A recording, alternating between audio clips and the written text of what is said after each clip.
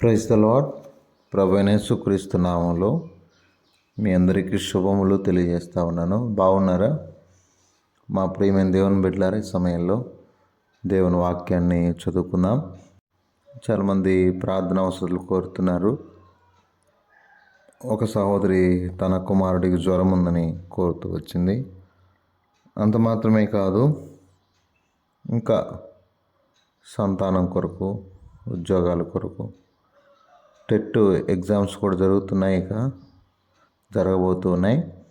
వాటి కొరకు కూడా చాలామంది ప్రార్థన అవసరతలు కోరుతూ వచ్చారు. మీ అందరికీ దేవుడు సమస్తాన్ని ధారాళముగా దయచేయనుగాక. రండి, హెబ్రీయులకు రాసిన పత్రిక 13వ అధ్యాయము 15వ వచనం. ఆయన నామమును ఒప్పుకొనుచు జిహ్వాఫలము అర్పించుదము. ఆయన నామమును ఒప్పుకొనుచు జిహ్వాఫలము అర్పించుదము.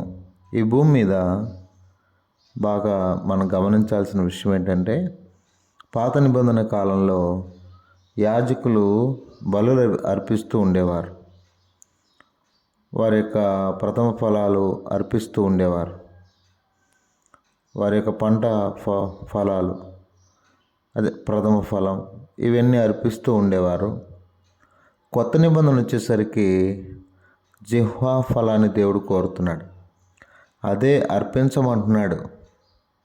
స్తుతియాగమే జిహ్వా ఫలము అన్న విషయం మనకు అర్థం కావాలి.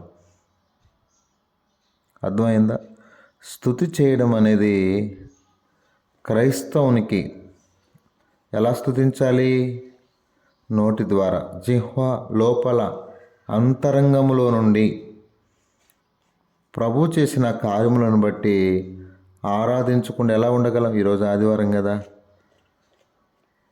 ఆయన్ను ఎంత ఆరాధించినా తక్కువే. ఈ భూమి మీద మనకు చేసిన కార్యములను బట్టి జిహ్వా ఫలాలు అర్పించాలి. 33వ కీర్తనలో ఇలా రాసింది, నేను చదువుతున్నాను, జాగ్రత్తగా ఆలకించండి. నీతిమంతులారా, యెహోవాను బట్టి ఆనందగానము చేయుడి, స్తుతి చేయుట యథార్థవంతులకు శోభస్కరము. సితారతో యెహోవాను స్తుతించుడి, 10 తంతుల స్వరమండలములతో ఆయన కీర్తించుడి. ఆయన గూర్చి నూతన కీర్తన పాడుడి, ఉత్సాహధునితో ఇంపుగా వాయించుడి.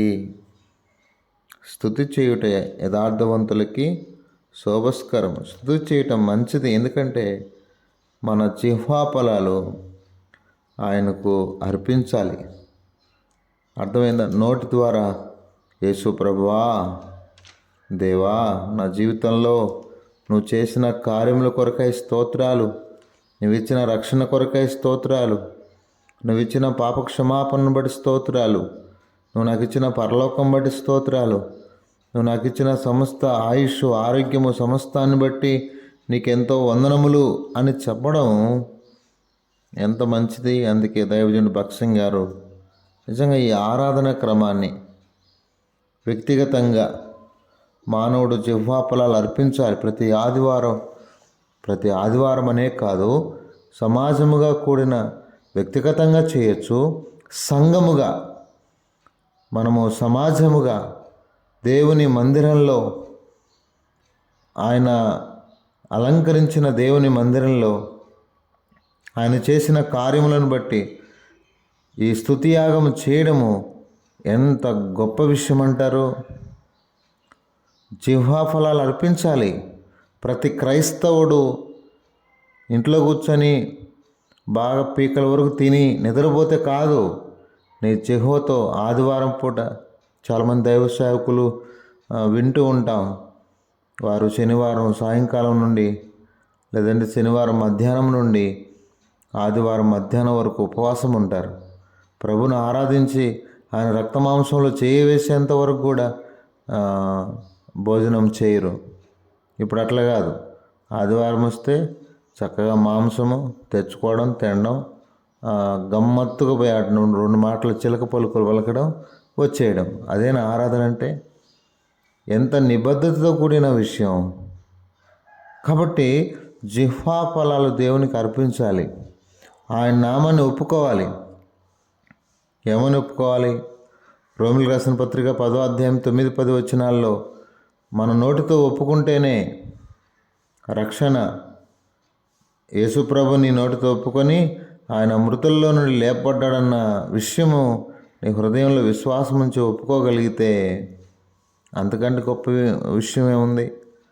అర్థమవుతుందని నా ప్రియ సహోదరులారా, ఈ భూమి మీద మన ప్రభువుని మనం ఎందుకంటే ఒప్పుకోవాల్సిన విషయం ఏంటంటే పాపాలు ఒప్పుకుంటాం.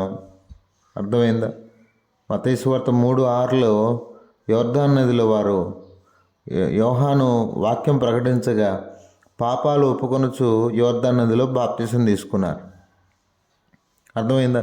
మత్తయి సువార్త 10:32లో యేసుప్రభుని వారు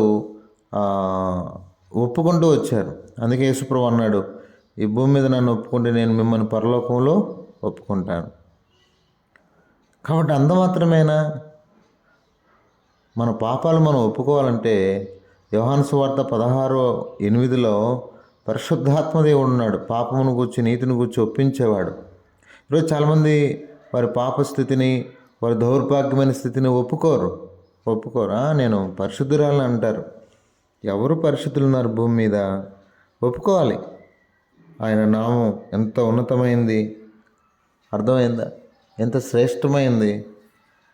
కాబట్టి పాపమును ఒప్పుకోవాలి. ఆయన ఎంత పరిశుద్ధుడో.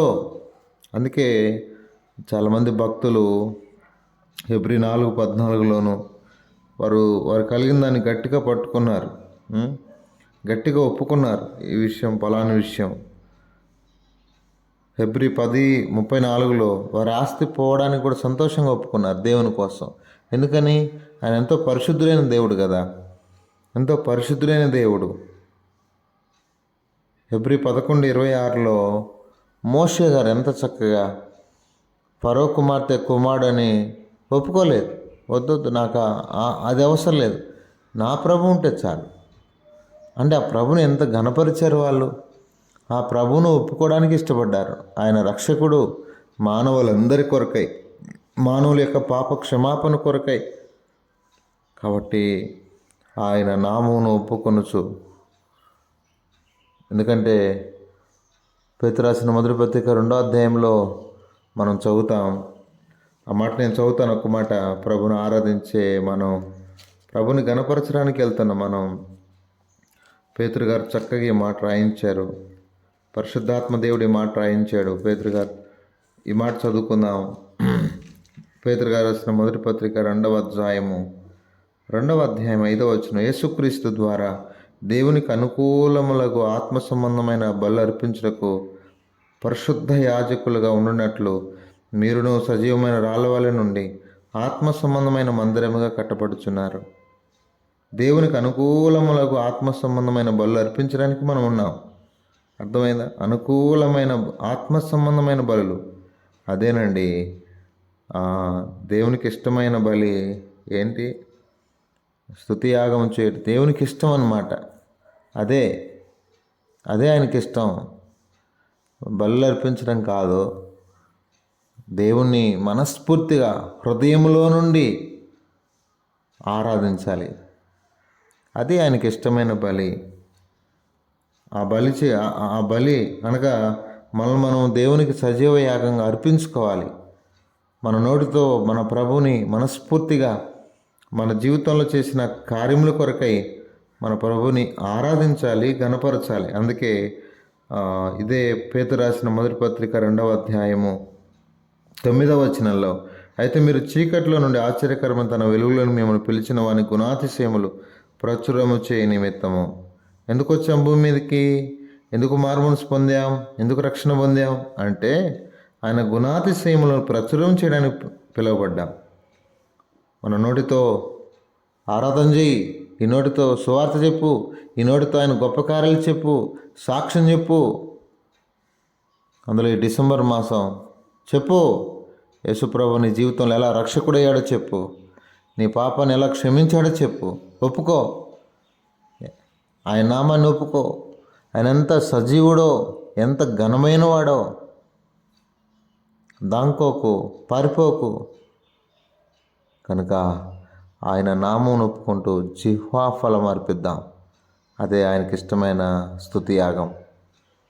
రండి ప్రార్థన చేసుకుందాం. పరిశుద్ధమైన తండ్రి, కృపగలిగిన దేవ, నిన్ను స్తుతిస్తూ ఈ సమయంలో మీరు చేసిన ఘనమైన కార్యముల కొరకు నిన్ను ఘనపరుస్తూ, మా ప్రియులు మేమందరం కూడా నిన్ను ఆరాధించుట కొరకు జిహ్వా ఫలం అర్పించుటకు మాకు నీ కృప దయచేయండి. మా ప్రియులందరూ కూడా చక్కగా ఈ దినాన నిన్ను ఆరాధించుటకు మనస్ఫూర్తిగా నాయనా నీకు అనుకూలమైన ఆత్మ సంబంధమైన బలులు అర్పించుటకు ఆత్మ సంబంధమైన మందిరముగా కట్టబడుతున్నాం.